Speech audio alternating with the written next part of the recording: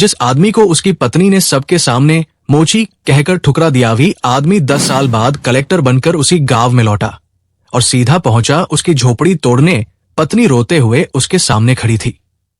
उसे लगा आज बदला मिलेगा, लेकिन कलेक्टर अमन ने जो किया उसने पूरे गांव को खामोश कर दिया। तो उस दिन गांव की हवा कुछ अलग थी, जैसे कोई तूफान आने वाला हो। चौपाल पर भीड़ जमा थी, लोग खड़े थे, बैठे थे, फुसफुसा रहे थे और बीच में खड़ा था अमन, सर झुका हुआ, आंखों में खामोशी, हाथों में सालों की मेहनत की दरारें और सामने कविता, चेहरा तना हुआ, आंखों में गुस्सा, दिल में तिरस्कार। भीड़ में से हंसी की एक आवाज आई, फिर दूसरी, फिर तीसरी और धीरे धीरे पूरा माहौल मजाक बन गया। अमन ने सिर उठाया, हर तरफ उसी पर हंसी उड़ रही थी। तभी कविता आगे बढ़ी, उसके कदमों की आवाज जैसे हर दिल पर पड़ रही थी। वो अमन के सामने आकर रुकी। एक पल, दो पल, दोनों की आंखें मिली और फिर वो शब्द निकले जिन्होंने सब कुछ बदल दिया। मैंने सोचा था मुझे पति मिलेगा। भीड़ शांत, एक सेकंड के लिए, फिर लेकिन मुझे तो सिर्फ एक मोची मिला। चुप्पी ऐसी कि जैसे वक्त रुक गया हो। अमन के कानों में बस एक ही शब्द गूंज रहा था, मोची, मोची, मोची। उसने कुछ नहीं कहा, ना गुस्सा, ना जवाब, बस उसकी आंखों में कुछ टूट गया। धीरे धीरे उसने नजर नीचे कर ली, जमीन जहां उसकी परछाई भी उससे दूर लग रही थी।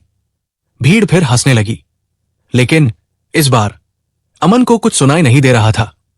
उसके अंदर एक गहरा सन्नाटा फैल चुका था, ऐसा सन्नाटा जो इंसान को खत्म कर देता है या उसे बदल देता है। उस रात घर खाली था, दीवारें चुप थी, चूल्हा ठंडा था और कविता घर छोड़कर जा चुकी थी, बिना पीछे देखे, बिना एक बार भी रुके। अमन उसी जगह बैठा था जहां कभी उसने सपने देखे थे। आज वहीं सब कुछ टूट गया था।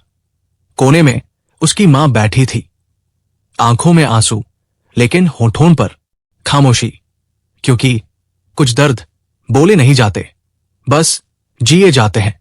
रात गहराती गई और अमन अब भी वही बैठा था, लेकिन उसके अंदर कुछ बदल रहा था।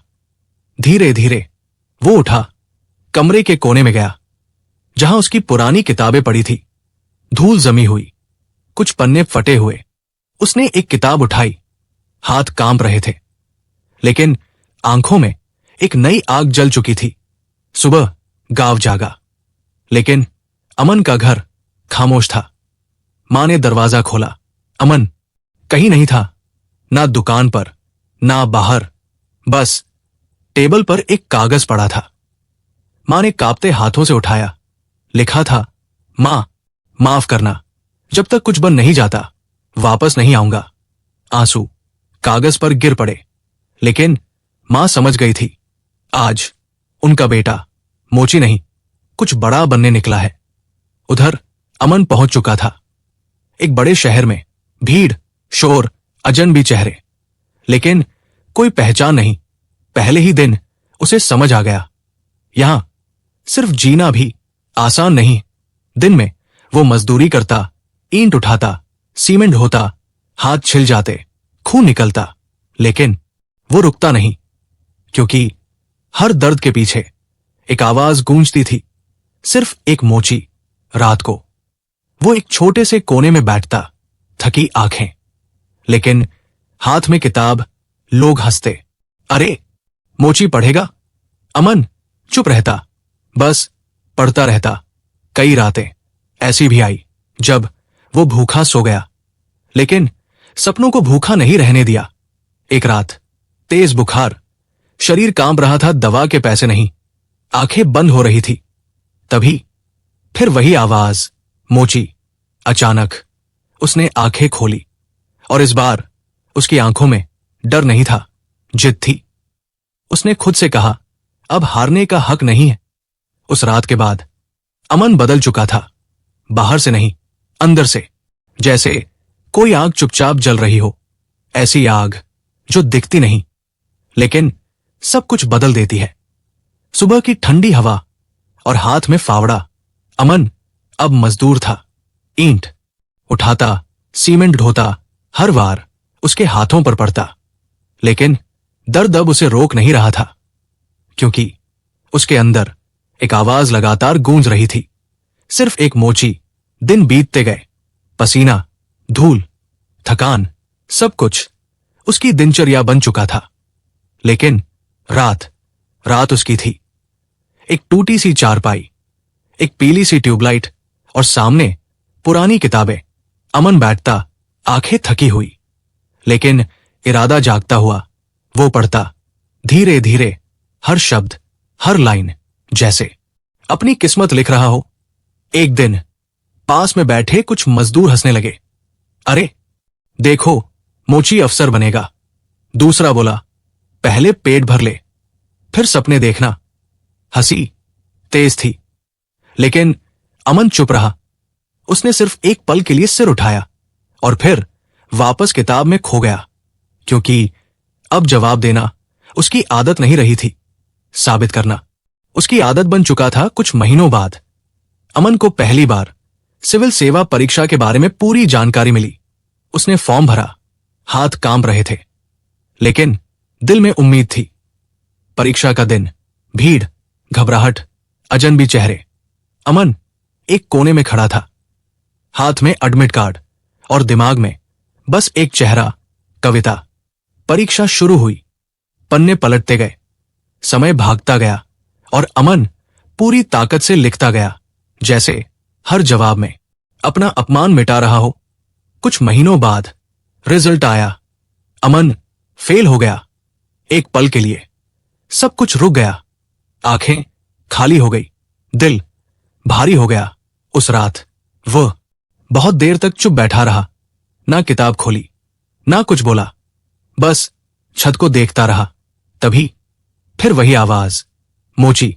अचानक उसने मुट्ठी भींच ली। आंखों में आंसू थे, लेकिन इस बार वो आंसू कमजोरी के नहीं थे, जिद के थे।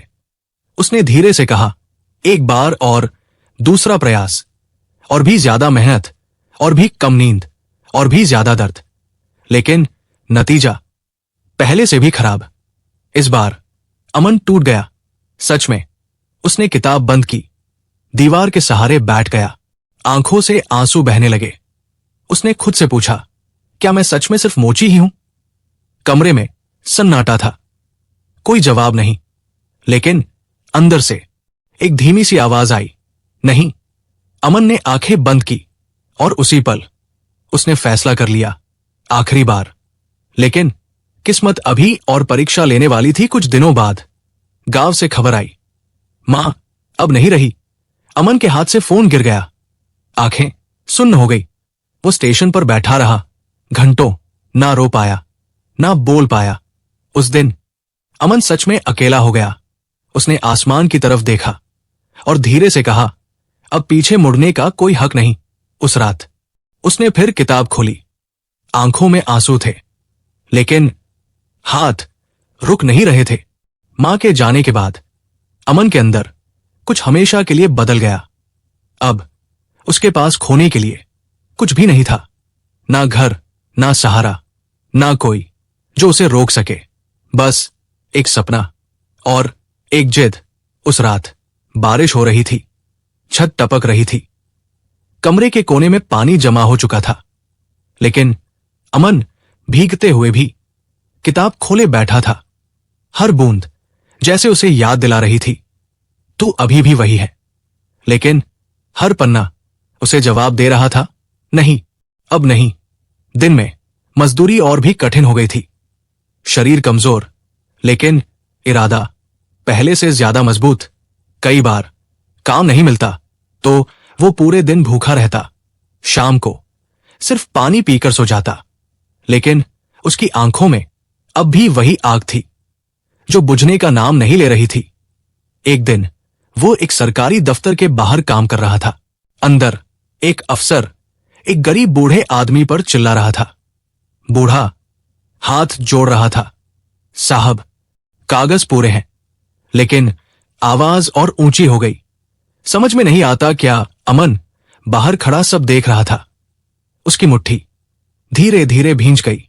उस पल उसके अंदर कुछ जल उठा।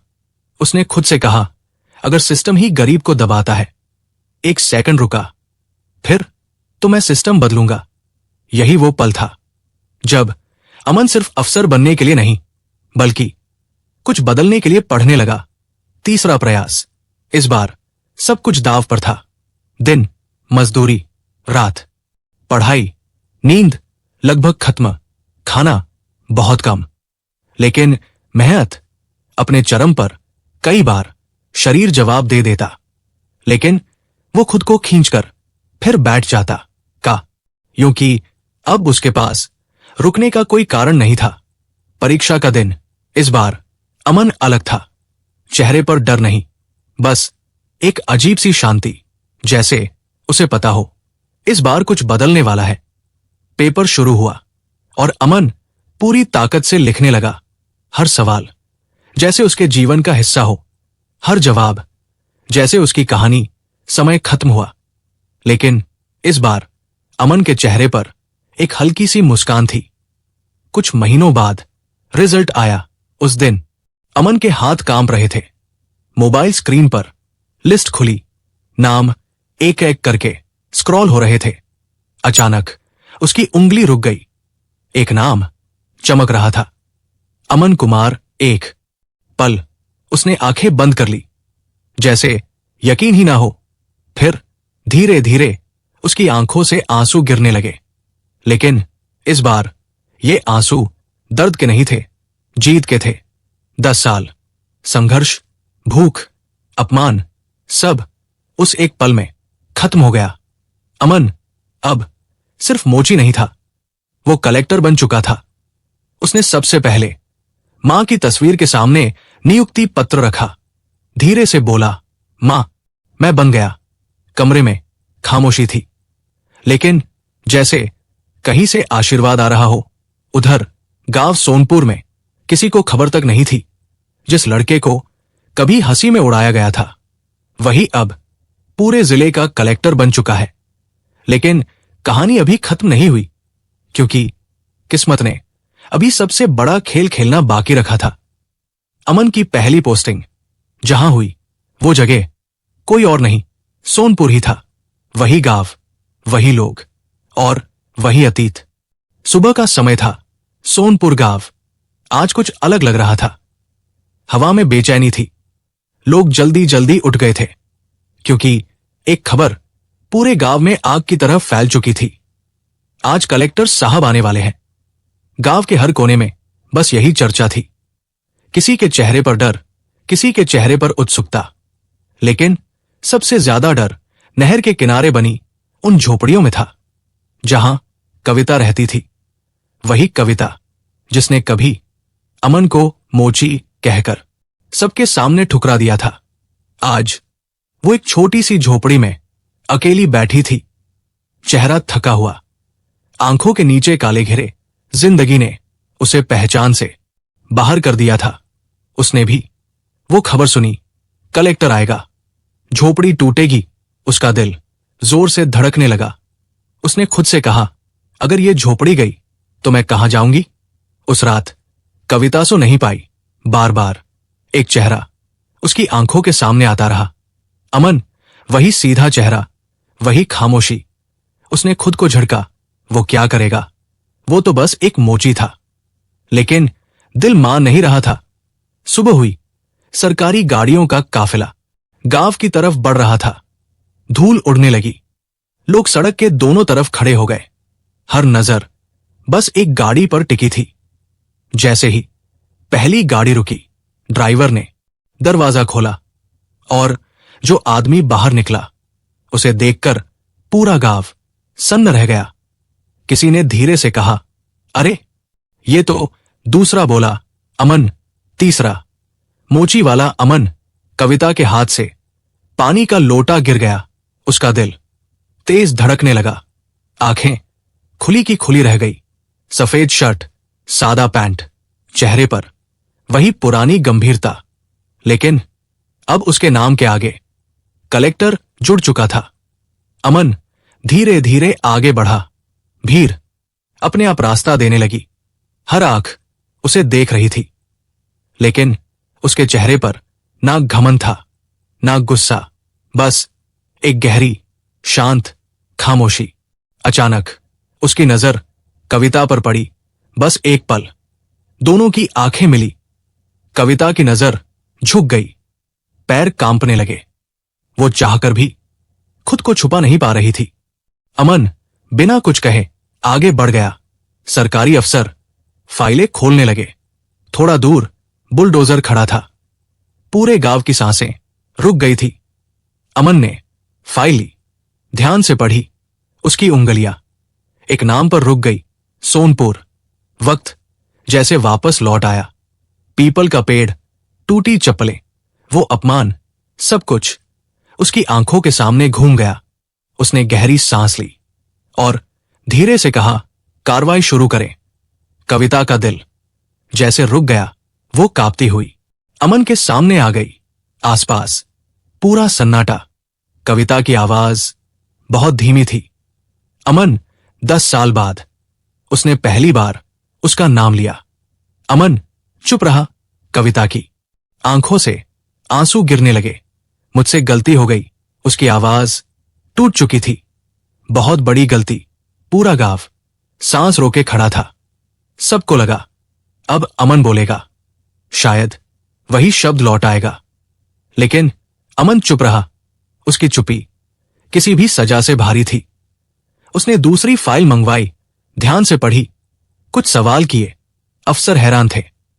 अमन ने आदेश दिया, नहर की सीमा दोबारा नापी जाए। कुछ देर बाद रिपोर्ट आई। पुरानी रिपोर्ट में गलती थी। झोपड़ी कानूनी सीमा के अंदर थी।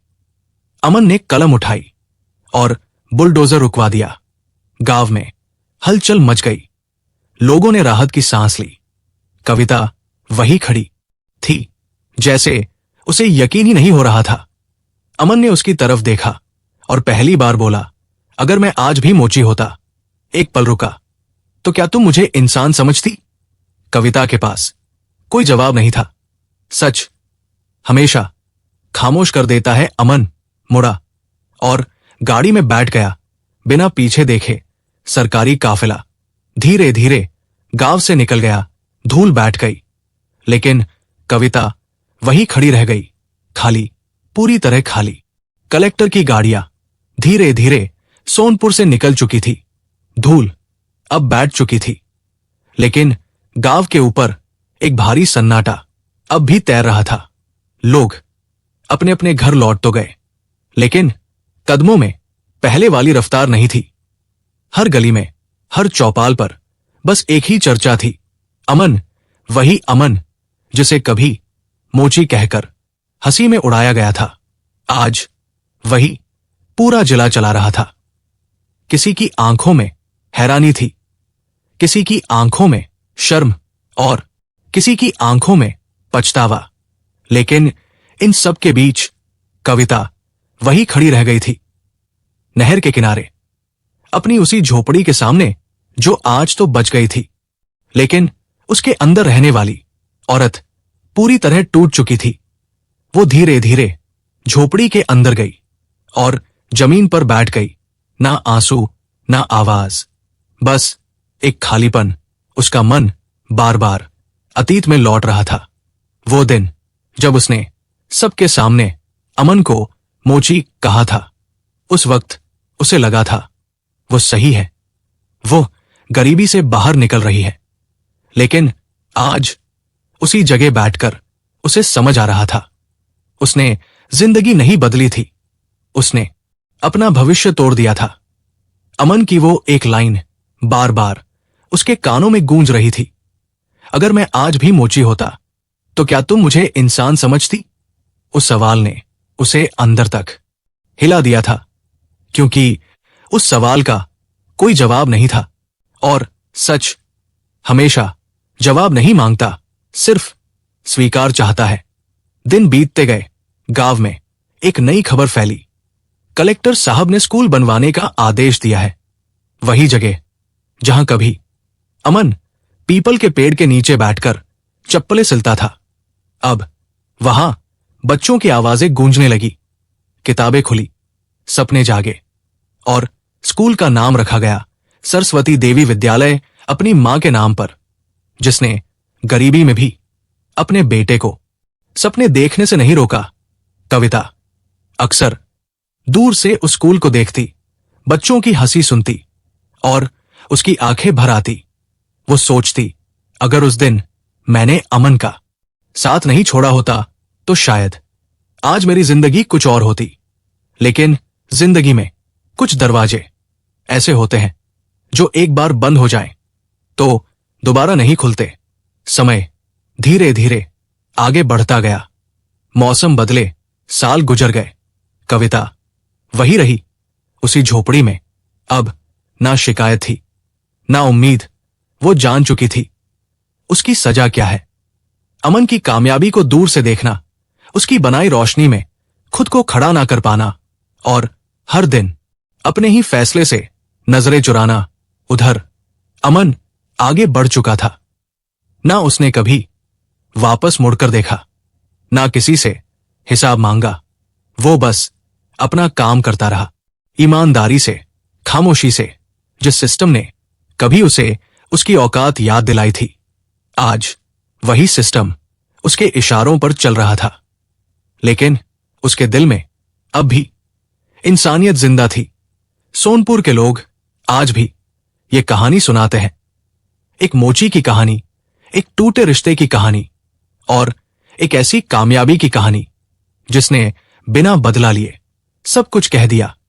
क्योंकि कभी कभी इंसान को सजा देने के लिए बदला लेना जरूरी नहीं होता, उसकी खामोश कामयाबी ही सबसे बड़ी सजा बन जाती है। तो इस कहानी से हमें क्या सीखने को मिला? तो इंसान की कीमत उसके पैसों से नहीं, उसके इरादों से होती है। जो आज नीचे है वो कल सबसे ऊपर हो सकता है। किसी को उसके काम से छोटा समझना सबसे बड़ी गलती है और अहंकार में लिया गया एक फैसला पूरी जिंदगी बदल देता है।